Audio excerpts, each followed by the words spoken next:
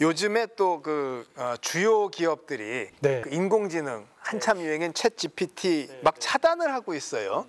뭐 명분이 생각 없이 쓰다가는 회사 정보가 샌다 이런 명분인데 어떻게 새길래 이렇게 막습니까? 저 챗 GPT 어떻게 우리 변호사님은 생각하세요?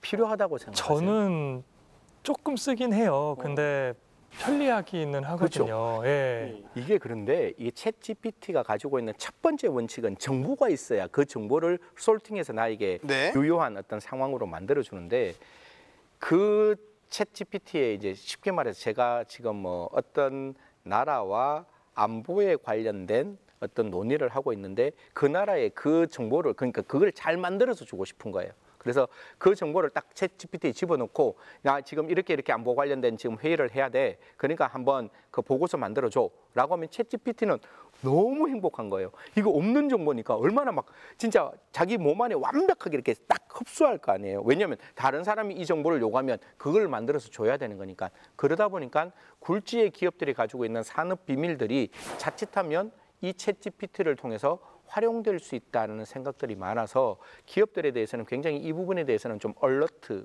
그러니까 경계를 분명히 부여하고 있다 이런 말씀드립니다. 근데 사례를 보면요, 삼성전자의 경우에 뭐 일부 임직원이 이제 반도체 뭐 일에 쓰이는 프로그래밍을 했는데 챗 GPT 중에는 이제 그 코딩 서포트가 있잖아요. 그걸로 돌렸다. 그래서 이게 그 뭐 모니터링 하는 데서 이거 이제 샌다 했다고 하고 회의록을 또 뭐 인공지능으로 이렇게 해서 그 만들었다. 이것도 보안 지침 위반이다. 이게 정말 중요한 일이라서 이렇게 한 걸까요? 회사 관리자들이 오버한 걸까요? 그러니까 저는 우선은 그 개발자 출신이니까 그 프로그래밍을 할 때 그 버그가 생겼을 때 그 개발자의 그 짜증남을 잘 알아요. 그러니까 그냥 이렇게 프로그래밍을 하다 보면 몇 군데에 버그가 있다는 걸 알려주는데 버그를 한 두세 개 남기고 나서는 그게 잘 안 없어져요. 아무리 쳐다봐도. 네.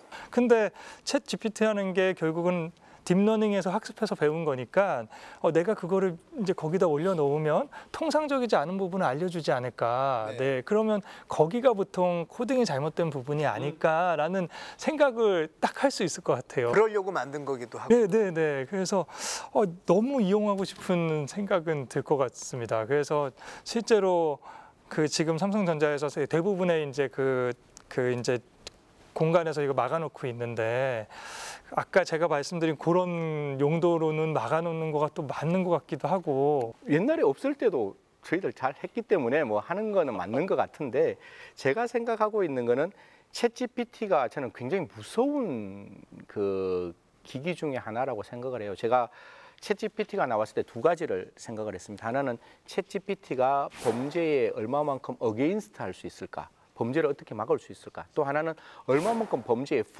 범죄에 이바지할 수 있을까? 사실 우리는 범죄에 이바지할 수 있는 가능성이 너무너무 많아요. 뭐 그렇겠죠. 그거예요. 그러니까 저희들은 먼저 생각할 때 챗 GPT 딱 나오는 순간 범죄 막아야 된다. 이 생각부터 먼저 했던 사람이고 챗 GPT는 딱 한 가지예요. 정보가 얼마만큼 쌓이면 쌓일수록 사람보다 분명히 나아집니다.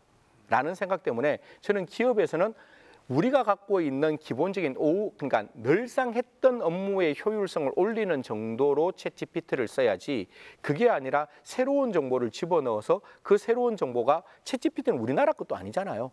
그렇기 때문에 거기에 다른 우리나라의 정보가 들어가는 거는 저는 조금 조심해야 되지 않느냐. 그래서 이런 부분도 우리 앵커에게 말씀드리고 싶은 거는 국가가 과기정통부가 정확한 가이드라인이 좀 필요할 것 같아요. 그러니까 한 기업의 문제가 아니라 과연 챗 GPT를 우리가 어느 정도 어떻게 접근해야 될 것인가에 대한 논의들, 그리고 기업 내에서는 아까 말씀드렸다시피 컴플라이언스라는 게 있어요. 그러니까 그 컴플라이언스에 따라서 좀 해야 되는 거지 그 부분을 조금 벗어난다면 오히려 나의 업무 효율성을 높이기 위해서 한 행동이 우리 기업 전체에 대한 손해로 다가올 수 있는 부분이 있다라는 말씀인 거죠. 저는 조금 시각은 다른데 챗 GPT를 이제 처음에는 재미로 써봤는데 얘가 제 기대보다는 훨씬 똑똑해요. 똑똑하죠. 그래서 이게 좀 있다 보면 이거를 사용하는 자와 사용하지 않는 자의 그 역량차가 엄청 커지겠구나라는 생각이 들거든요. 그러면 우리 기업이 이거를 사용하는 기업과 우리 기업은 사용을 안 하는데 또 비슷한 또 레벨에 있는 다른 해외 기업은 사용한다라고 하면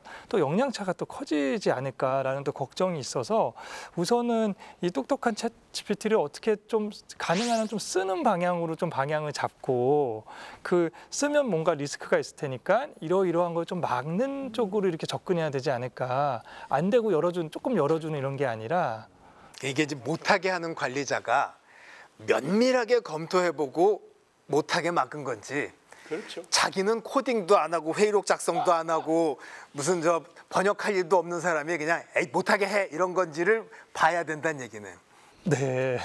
뭐 진실은 그 회사 속에 있는 것 같고요.